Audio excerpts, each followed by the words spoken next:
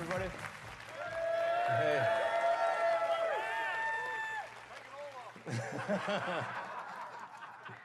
Yeah, no fuzzy jacket this time. So I will start off by just talking about the reason why we're doing this, which is, as you may have read, we're reaching record CO2 levels. Global warming is becoming a serious crisis, and we need to do something about that. But just like with electric cars, where electric cars originally they didn't look good, they had low range, they didn't have good performance, they were like a golf cart, and so people had a real hard time buying electric cars. And I think something similar needs to happen to solar. We really need to make solar panels as appealing as electric cars have become. And like the interesting thing is the houses you see around you are all solar houses. I don't know if you know that. I don't know if did you notice? Yeah. So we're talking in detail about each of them, but the goal is to have electric or solar roofs that look better than a normal roof, generate electricity, last longer, have better insulation, and actually have an installed cost that is less than a normal roof plus the cost of electricity. So then why would you buy anything else? So we're going to get into the details here. So obviously you saw the chart there. Probably you're familiar with that chart that came from NASA about how we're in vertical climb on CO2 levels. We need to do everything we possibly can to accelerate the transition to sustainable energy. Save us,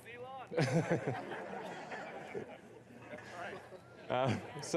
So the goal of Tesla, people sometimes think of Tesla as an electric car company, but really the whole purpose of Tesla was to accelerate the advent of sustainable energy. It's not like there was a shortage of car companies in the world. There are plenty of good gasoline car companies, but they weren't good electric cars. That's really what was needed. So there are really three parts to the solution. So we go to what is the future that we want? It consists of a really appealing solar roof, then combine that with storage and with electric cars. So it's an obvious three-part solution. Yeah, three-part solution. It's really not that complicated. Now, you need battery packs because the sun does not shine at night.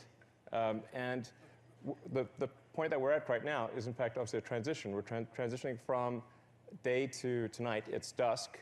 And so what's happening is that the houses are transitioning from the roof generating power to the battery pack, the PowerWall, producing power.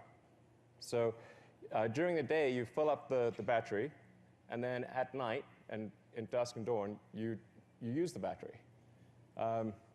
It's pretty straightforward, really. It's like not that complicated. You just need both. But if you have a great solar roof and you have a battery pack in your house and you have an electric car, that's something that scales worldwide. That you can solve the whole energy equation with that. So, yeah. Obviously, next slide, please. So we'd like to introduce the PowerWall 2. This is a big step above the PowerWall 1. It has twice as much energy, more than twice as much power. So it's a 14 kilowatt hour energy storage, 7 kilowatt power output. And just to put that in basic terms, you can take a 4-bedroom house and you can have you can power your fridge, the sockets, and lights for a day. And if you have solar on your house, you can power it indefinitely. So that's just with one.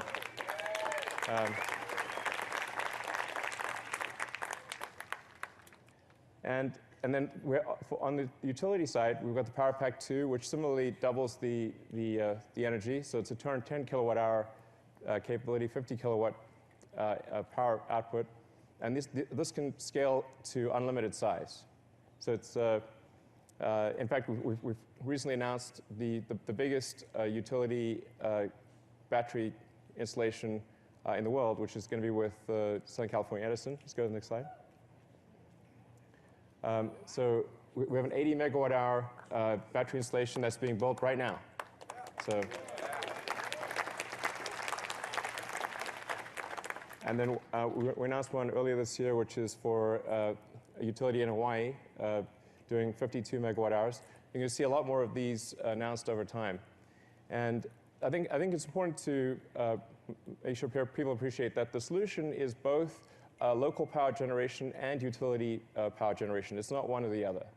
Sometimes the solar roof is positioned as a sort of a competitor to utilities, but we're actually going to need utility power to increase, and we're going to need local power generation. Because if you transition all energy to electric, that roughly triples the amount of electricity that's needed.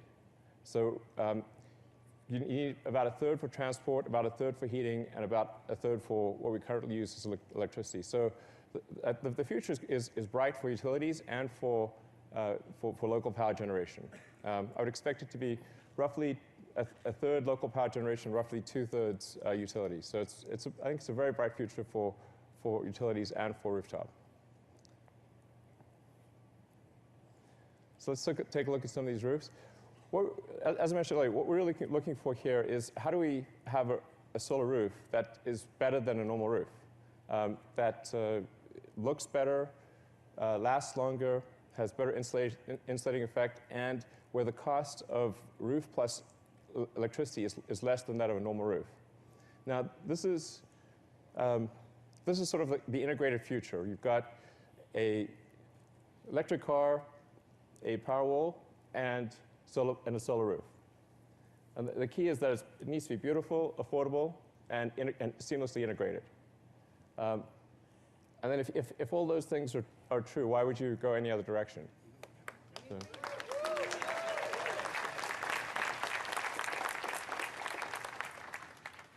So yeah. So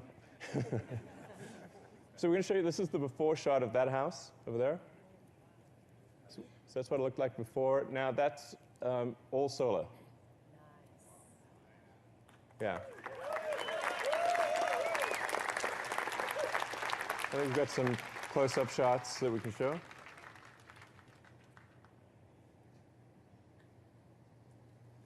And if you look carefully, you can actually see the solar cells behind the glass.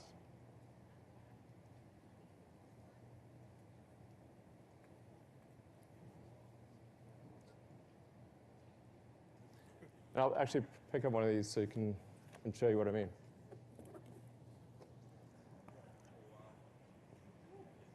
So this is a textured glass tile. If you look carefully, you can see the solar cells.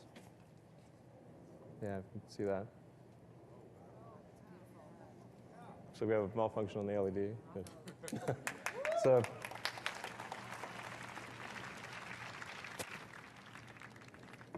let's take a look at the next house. Right, so that house is also solar, and that's a sort of a style of a French slate, which is one of the hardest things to do. It's considered one of the best roofs you can possibly do as a conventional roof. So we said, well, can we make a French slate roof that's solar that looks as good or better than a conventional French slate roof? And we're able to do that as well. That's done with hydrographic printing. So each tile is unique. So the production process itself makes each tile special and unique, a sort of special snowflake tile. But the nice thing is that no two roofs will be the same. So it's not just cookie cutter.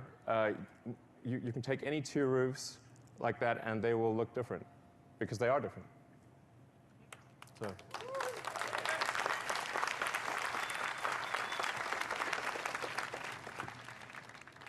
This is what the French slate hydrographic looks like. You can see that.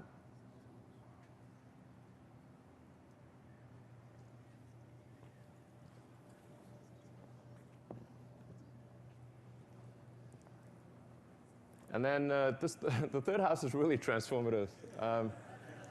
Because believe it or not, that's what it looked like before. So we changed the roof, and it was like, whoa, we put that roof on, we've got to change the house too.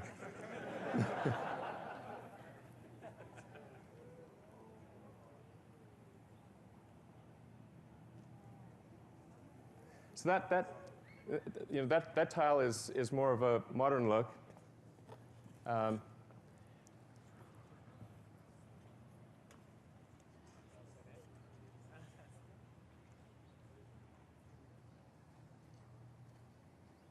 And here you can really see, as the angle changes, that you can see the solar cells. Here we put a film with microlouvers on it so that as the angle changes, it goes from transparent to opaque. So from the vantage point of the street or anywhere near the house, it looks completely opaque. But from the sun, to the sun, it's transparent. So.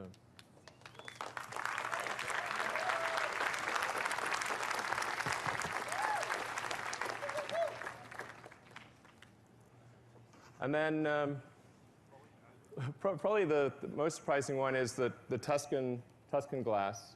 So this is also solar panels. We've put two versions of the Tuscan glass approach. All of the dark tiles have solar panels. So we interleave dark and light, and then the dark ones are the ones with solar panels.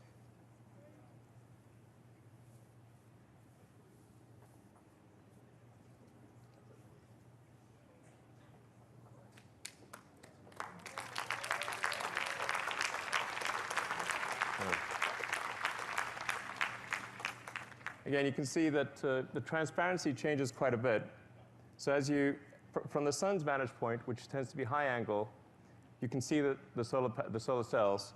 But as you change the angle to shallow angle, it reverts to a sort of a orangey color.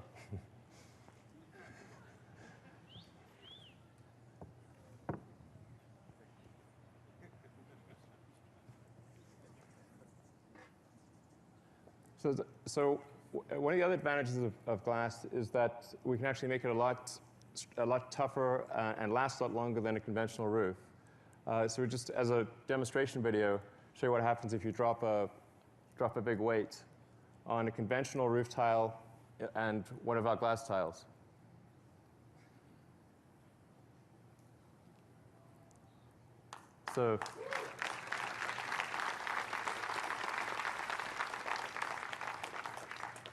So the solar roof won't just, we want it to look better, last longer, provide better insulation, and cost less, all things considered, than a conventional roof.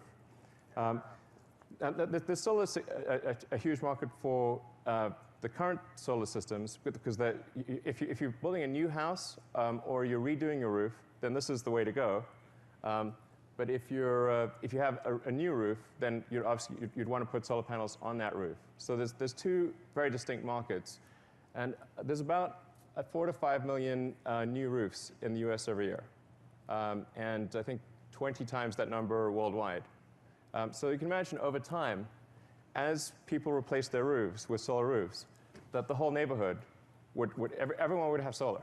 Like why wouldn't you? Over time, every house would become a solar house.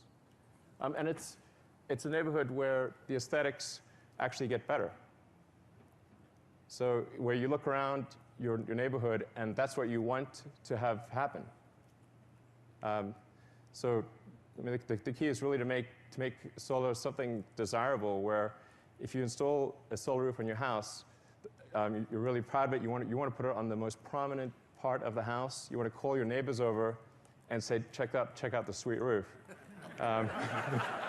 It's like not a phrase that you hear often. But that's the key to it. People really care about their homes. They love their homes, and they really want them to be better.